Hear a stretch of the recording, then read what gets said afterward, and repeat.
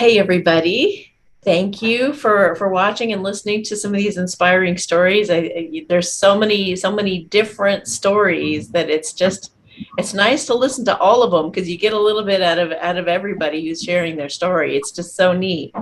So thank you. That even though you might have to go to rumble.com/awakening with Amy. Thank you for putting in that extra step because you're going to really benefit from these wonderful stories and these wonderful people that I've been having on, hopefully. So this is Cory, and she's going to be sharing her story about kind of her life journey, but also how things has shifted for her during this time of during these crazy times, we'll just say.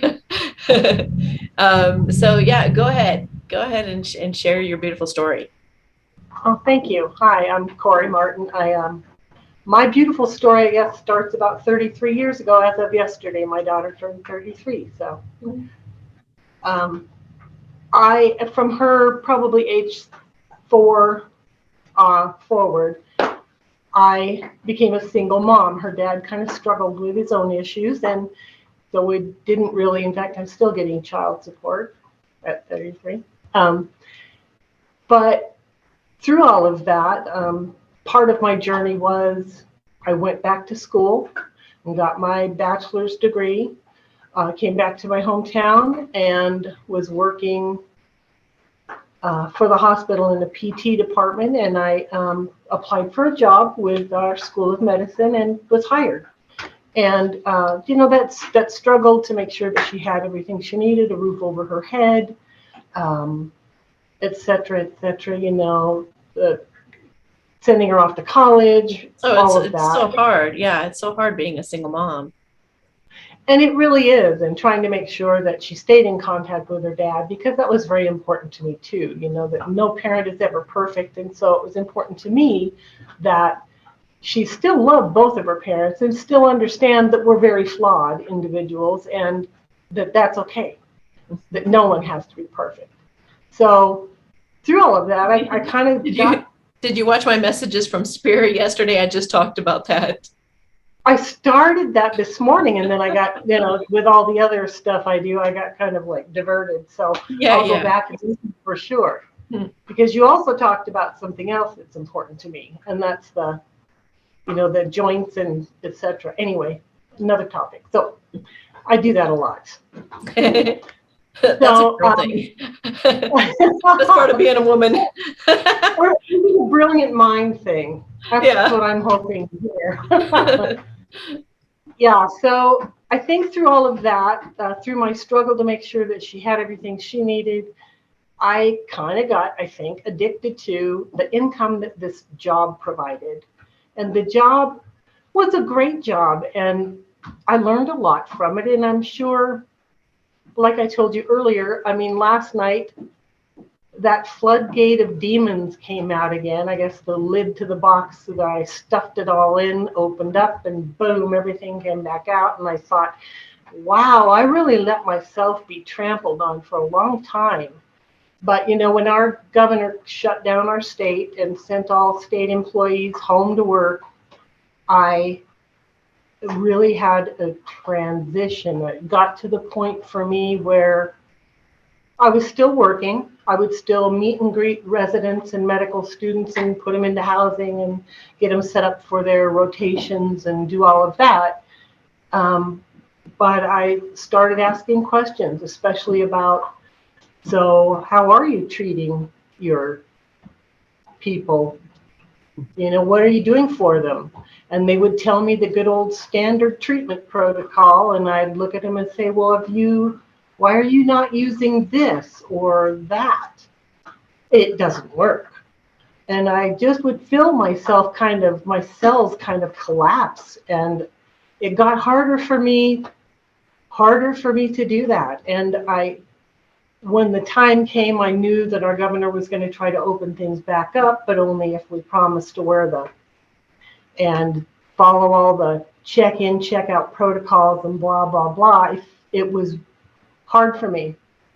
And I did go back. And I found that by that time, whether it was the ergonomics of my home workstation or what you talked about today with joint issues, I found myself in a lot of pain. And so I started taking some sick days trying to get some chiropractic care. I also tried some PRP treatment for my hips. So I tried that, and finally I came to the decision that stem cell therapy might be the thing to try.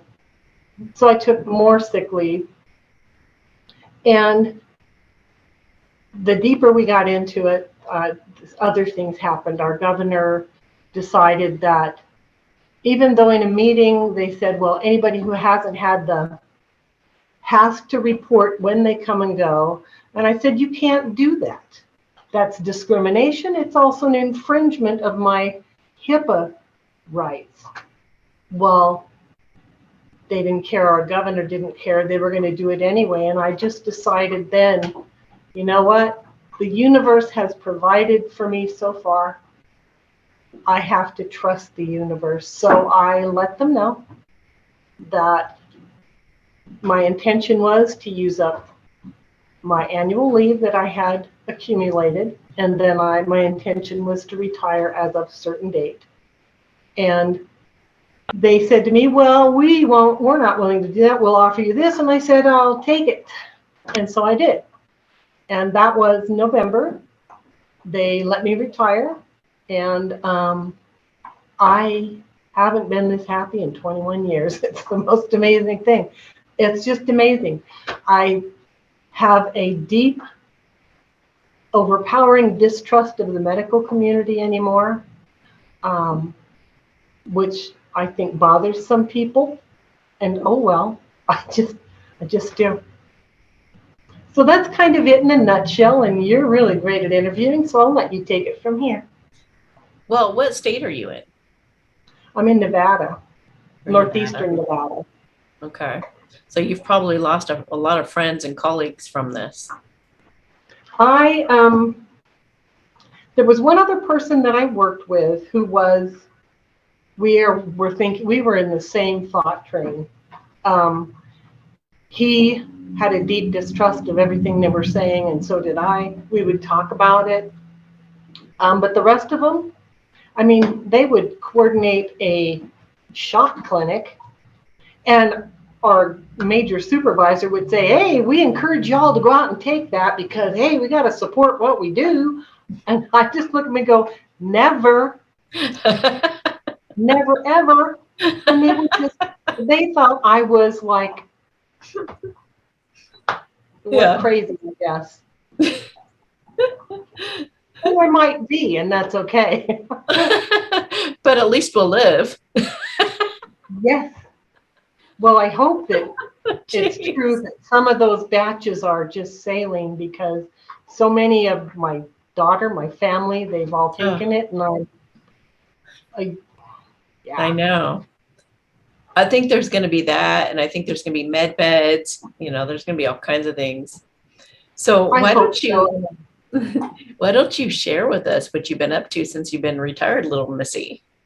Okay, so well, back in 2010, basically, a project came to, I stepped out into the hall, and he's actually our assistant dean, and I said, so what kind of projects are you working on? And he said, well, I've got this one, and it's for the state, because at that time we had this statewide, ours is an outreach office specific for rural response, and we had a statewide interactive video like Zoom, but different. And so the state Division for Child and Family Services came to us and asked us to help connect my town with Reno, where there was a consulting physician who would consult during forensic medical exams for child sexual assault, abuse, and neglect. And I said, I would love to help you on that project. And he took the file and said, here. So that was my project. I got to coordinate a 3-day forensic interviewing class for all of our law enforcement, CPS, social workers, others. And at the last day of that event, our sheriff at the time said, he was with the police department. No, sheriff, sorry. he had a set of protocols, and he just really wanted us to go through them and modify them, make them work for us, and then make them formal. And so I facilitated that. And then I started facilitating the other activities, like the monthly multidisciplinary team meetings where they all get together and talk about the cases and talk about ways. And first of all, the first concern is always, how's our victim doing? Are they getting the treatment they need? Are they getting the counseling? How's the case coming along? What can we do next time to make sure that it's done properly so that when it goes to court, it's a defensible case? Mm-hmm. And so that's kind of where we started. And ultimately, our state School of Medicine system was requiring a 26% F&A, which meant that 26% of whatever grant I applied for, they would take. And that became very uncomfortable for me. I basically volunteered my time for a long time on this project. And that just was very troubling to me because the kids need that. So I pulled together a steering committee, which became the board, and we applied for 501c3 status, got that. And what we have now is our district attorney, who is our champion. He's our knight in shining armor. He's gotten funding. We have a building that's being built as we speak. And I've got this amazing group of people who are all very dedicated to the project. Just amazing. So that's where we're at. We have a children's advocacy center being built right now in our little town. Yay! Pretty amazing. So I just think that everybody who's standing up for themselves today and they're doing what they believe is right and they're leaving their jobs like you did and things like that, I feel them being tremendously rewarded and kind of being set on their most authentic path toward having their most fulfilling dreams fulfilled. So, I mean, we're getting aligned with our purpose at this time, all of us.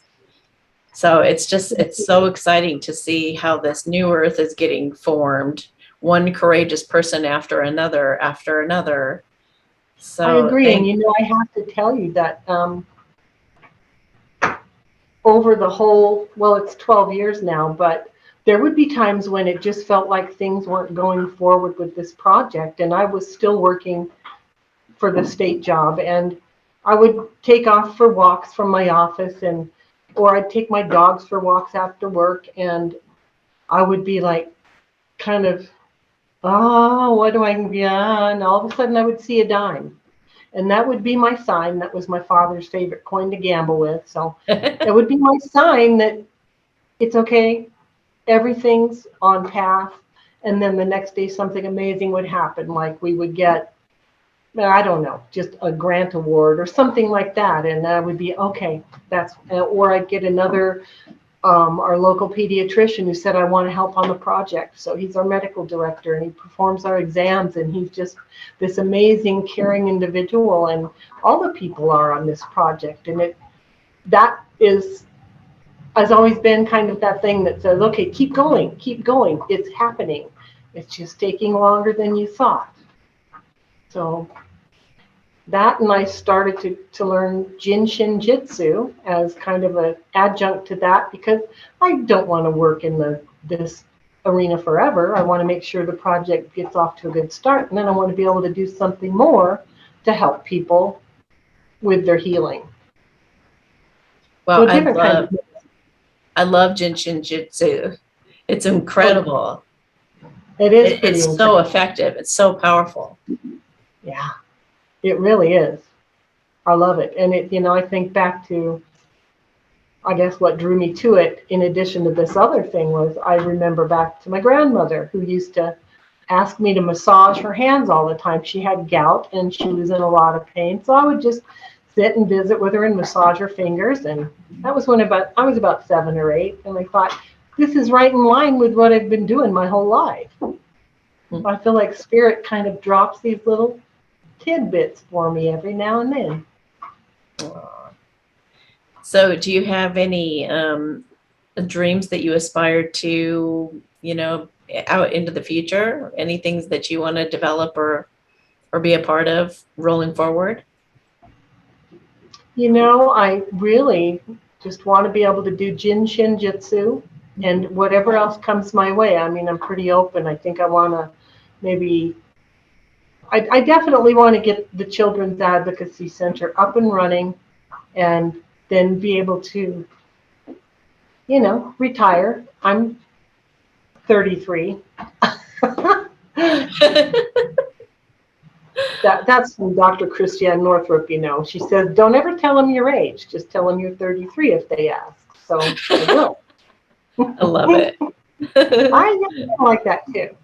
So I want to heal myself. So I'm gonna anyway. So the Jin Oh, Shin, I do that myself, but I want to do that on people. But I also want to expand. I want to be able to do more than that for people. My hope is that everybody. I mean, one of my family members who had taken that was having some, and he's had heart issues before, having more heart issues. And I started doing Jin Shin on him. And after the first one, he said, wow, I felt a surge in my heart strength when you did that. So cool, I'll do more. And I'll help more people. And that's, I think, why I'm here. And then I want grandbabies. Don't tell my daughter that, but I see all these beautiful people like you turning into superheroes in this time, realizing what you're really made of.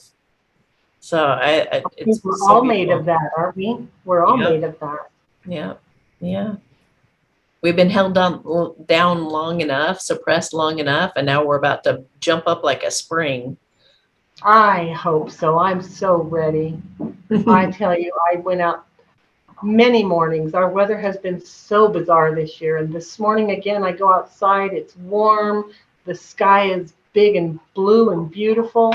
I sat down and had coffee and threw the ball for my dog. And then all of a sudden, they start spraying our skies. And there it is. That's the haze and the cloud and the cold. Oh, It's all right. well, all of that is coming to an end. We just have to keep visualizing that which we love and just keep cultivating that in our hearts. Thank you, God, so much for the beautiful weather. Thank you Yes, I that there's love that. thank you that the truth is out. Thank you that there's harmony. Thank you that we're restoring and rebuilding out of inspiration.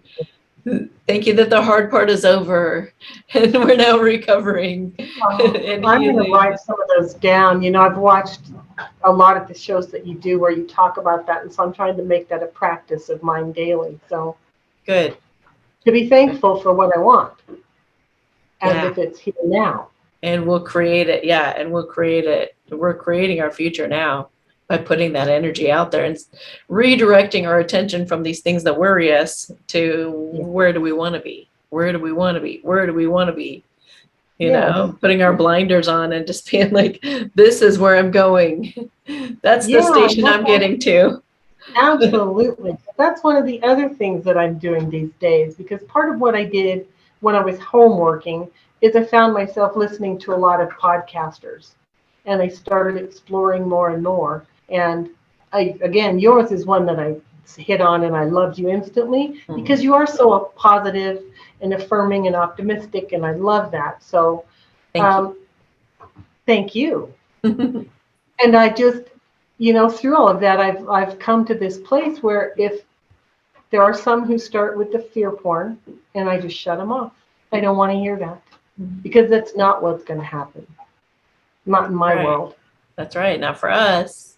No, my world is beautiful, and everybody has everything they need, and we're all happy and filled with joy, and our world is beautiful. Yay. Yeah. All right. Well, let me if you're cool with it, let me do a blessing for everyone at this time I would love that. for us to for the desires of our hearts to come to fruition at this time and create an end to all the suffering. Let all the truths come out and let this new restoration start unfolding beautifully, inspiringly, to where we have tears on our faces. We're so relieved and happy, and all of this coming in as soon as possible. Yes. Ashama te sunset la kidding pum pum on. Ala e shena tatekin sa se lela. E pimpin a hat na ke. She he la o ma ana ai. Halake na sa sein chiki la pupun. Sansa she he la. Hopum puma ana tateike. Hashishin sa sa ela om. Hapapona ana take ends. I see those grandbabies coming for you. Oh, thank you. You're welcome. I'm excited about that. Thank you so Little much for people. sharing your story with us. Thank you, Amy. And I know a lot of people can really relate. I hope so. If I help one person, then Mhm. that is good. Yay. Yeah. All right. Well, you have a beautiful rest of your day. Thank you, everybody, for watching. And we'll catch you next time. Next time at some point. Another story, another messages from spirit. Something will come up soon. All Thank right. you, Amy. Bye. Bye bye.